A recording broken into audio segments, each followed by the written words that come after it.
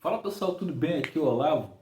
Você já se sentiu em algum momento, você se percebeu assim que parece que Deus está tirando os recursos, está tirando as coisas de você, diminuindo aquilo que você tem e de uma coisa que você tá forte, tá bem, e de repente começa a reduzir, você fala, pô, o que está acontecendo? O capítulo de Juízes 7 é exatamente sobre isso. De 32 mil homens que vão enfrentar lá o povo de Midian, os midianitas, restam apenas 300. Deus escolhe 300 que vão enfrentar um exército gigante de homem pra caramba, incontáveis homens, certo? E eu quero fazer uma conexão, quero refletir como que a gente entende isso no nosso cotidiano, né? Eu já passei por esse tipo de situação de estar forte, de estar benzão e de repente Deus baixar a nossa bola. Não, ó, baixa a bola lá, vou. Não é nada disso que você está pensando, não. Segura a onda aí, continua no teu propósito, continua no foco, no propósito que eu escolhi para você. Vamos conversar um pouco sobre isso hoje. Capítulo de Juízes 7, tá? Na nossa reflexão diária aqui de um capítulo da Bíblia por dia. Bora lá? Seguinte, pessoal, o contexto de capítulo de Juízes 7 é o seguinte. Bom, os midianitas, eles estavam oprimindo o povo de Israel, estavam atrapalhando, estavam roubando, enfim, oprimindo, né? Guerreando, querendo escravizar, estava fugindo a palavra, o povo de Israel. E fazendo até o povo se esconder em cavernas e tudo mais. E aí Deus levanta desse povo Gideão e tem 32 mil homens lá reunidos para brigar contra o exército dos midianitas. Aí Deus olha e fala assim para Gideão, ó, vamos reduzir isso daí. Eu vou dizer a você por que já já. Vamos reduzir isso daí, tem muita gente. E Deus propõe testes, né, orienta Gideão a fazer alguns procedimentos no, lá no tanque de água e tudo mais. E restam desses 32 mil homens. Primeiro Deus, é interessante isso que eu lembrei agora aqui. Deus fala o seguinte, aquele que tiver apavorado, aquele que estivesse borrando nas calças, desculpa a expressão, sai. Não quero esse tipo de pessoa aqui. E aí já sai, acho que, se não me engano, 10 mil. Já saem 10 mil. Parênteses sobre isso. As lutas que a gente enfrenta na nossa vida, que eu enfrento, você enfrenta, elas são as maiores lutas pra gente. A minha luta é a maior para mim, a sua luta é a maior para você. Não tem como eu dizer que a sua luta é menor que a minha, ou que a sua luta é maior ou menor, não tem, e vice-versa. A sua luta é a maior para você, é o seu contexto, e o meu contexto é o meu contexto, certo? Mas, quando você vai para uma luta em que você está apavorado, consequentemente você não está confiando em Deus. Porque se você está confiando em Deus, se você está forte, firme com Deus, você pode estar com medo, mas apavorado não. Você vai para uma luta apavorado, primeiro que você não consegue lutar apavorado. Você é uma presa fácil, você não consegue raciocinar nada. Você vê tudo turvo.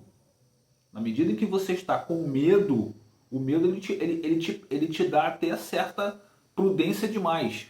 Ele te dá medo, mas você está ali. Você está confiando em Deus e em você. Agora, se você estiver apavorado, cara, esquece. Então Deus tira esse tipo de pessoa. Voltando. E aí Deus continua tirando, enfim, sobram 300. E aí Gideão, por que Deus está fazendo isso? Para que depois o povo de Israel não diga assim, ó, viu, foi a força da minha espada, fui eu, a minha força, a minha inteligência, a minha estratégia que derrubou os midianitas.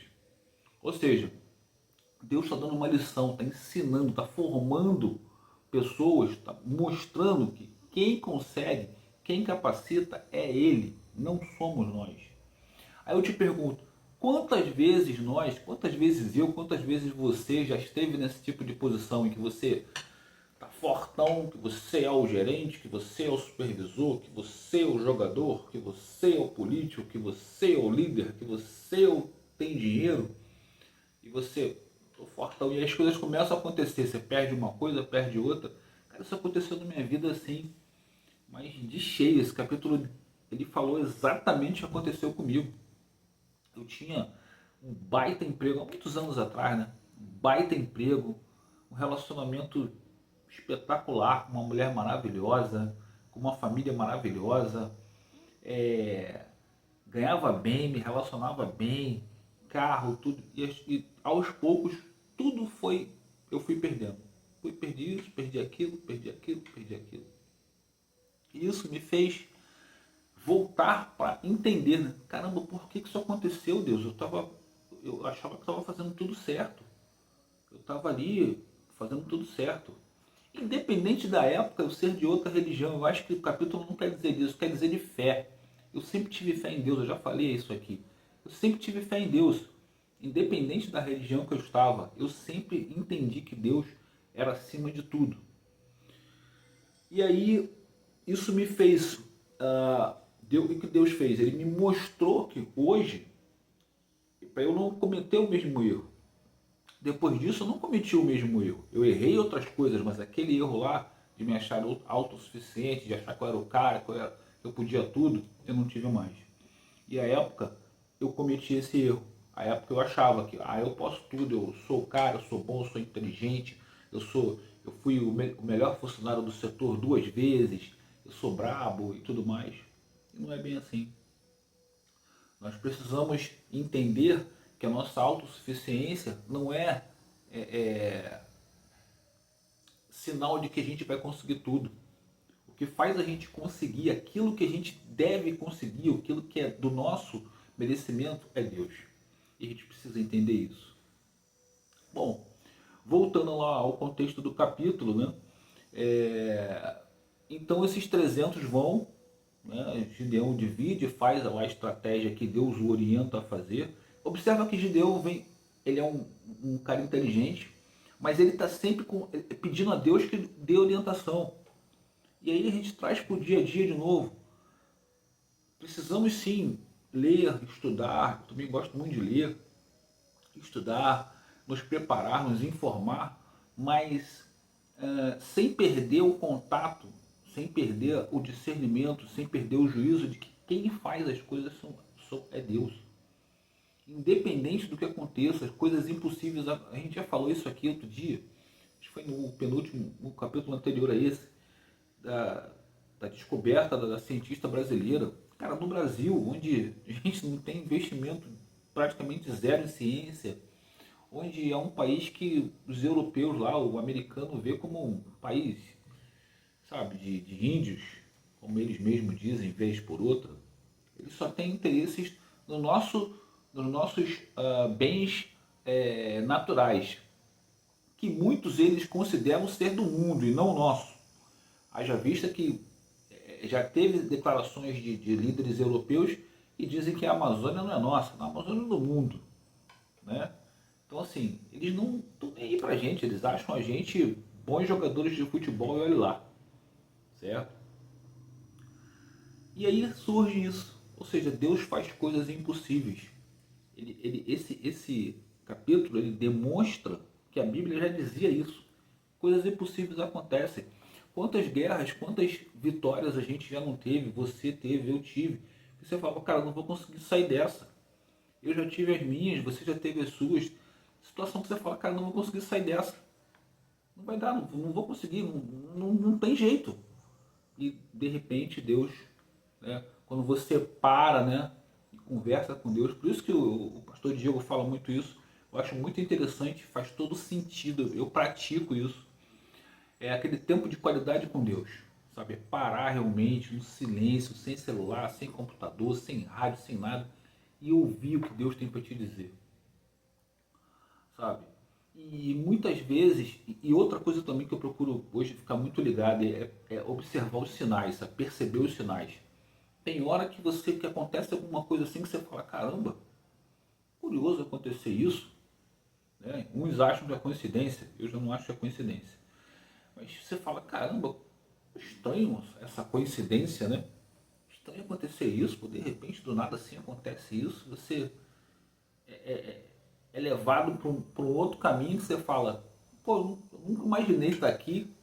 Ou você fala, eu não vou, eu jamais. Você já fez isso? Eu já fiz várias vezes. Hoje eu procuro fazer menos. eu jamais vou fazer isso, eu jamais vou para o lugar tal, eu jamais vou não sei o quê. Aí quando você passa um tempo, você fala, caramba, eu estou exatamente onde eu falei que não fazia.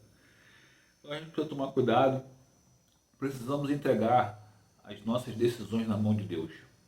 Nosso melhor conselheiro é Deus. Se você precisa decidir alguma coisa, se você está com um problema sério na cabeça, se você está com uma decisão assim que você fala, caramba, não consigo, o que eu vou fazer? Você já conversou com um, conversou com o outro, de repente você não tem com quem conversar, converse com Deus. Peça a Ele que te capacite, peça a Ele que te responda, peça a Ele que te diga qual movimento você deve fazer. E depois que Ele disser, faça em paz, faça sem medo, sem pavor. Ou melhor, faça com medo mesmo, mas faça sem pavor, sem pavor. Você confia nele, vá em frente com medo, vá, faça. Não tenha pavor. Só para finalizar antes aqui um exemplo bem rapidinho. Eu vejo pessoas que desistem, por exemplo, de tirar uma carteira de habilitação. Ah, não, eu tenho pavor. Cara, medo você vai sentir. Todo mundo que começa a dirigir sente medo, hesita, porque você é uma coisa séria. Primeiro que você está ali dentro do carro, você pode bater, você pode morrer, você pode matar alguém, você pode provocar um acidente, enfim. Mas, ainda que com medo, você está sendo orientado por alguém, uma pessoa capacitada, habilitada, que vai te explicar, um monitor, vai te explicar como é que funciona. Um professor está te explicando, está te orientando. E depois o medo vai passando, você vai acostumando. Se você não consegue entender isso, você se sente apavorado, porque você não consegue se ver dirigindo, você precisa parar e pensar e de repente até procurar ajuda psicológica, alguma coisa dentro de você está fazendo você se sentir apavorado, você não está conseguindo se controlar. A gente precisa saber controlar o medo. E aí eu dei o exemplo aqui da carteira de habilitação, mas cada um tem o seu, e você tem os seus, eu tenho os meus. A gente precisa saber controlá-lo. Né? Pedir a Deus que eu diga, Deus, o que eu faço para controlar isso? Como é que eu faço? E Deus vai te orientar. Se for para você precisar procurar um psicólogo, se for você precisar começar a ter uma praticar alguma coisa que te ajude, enfim, aí é muito grande, né? É muito aberto o assunto e eu só queria citar isso. De repente é por isso que você está aí passando e pode ser que essa palavra te estimule a procurar ajuda ou a procurar entender isso melhor dentro de você. Beleza? Pessoal, se fez sentido para você esse assunto, se fez sentido para você esse conteúdo, eu vou pedir a você que, por favor, se inscreva no canal, faça a sua inscrição aí, gasta, você não paga nada e você me ajuda bastante a divulgar a palavra de Deus com as minhas reflexões aqui todos os dias. Compartilha com um amigo seu, um amigo sua que também gosta, também curta esse tipo de conteúdo, tá? Deixe o seu comentário, sua sugestão, sua crítica, seu testemunho, será muito bem-vindo. E deixe o seu like. Quando você deixa o like, o que acontece? O YouTube entende que esse vídeo tem relevância, esse vídeo é bacana. Ele encaminha esse vídeo para mais pessoas e aí mais pessoas podem se juntar à nossa comunidade, podem vir aqui todos os dias, ler a Bíblia comigo um capítulo aí por dia, refletir o que diz o capítulo e principalmente, pessoal, procurar seguir aquilo que a Bíblia nos diz, que a palavra de Deus nos diz. Beleza? Deus abençoe a todos e até o próximo vídeo, pessoal.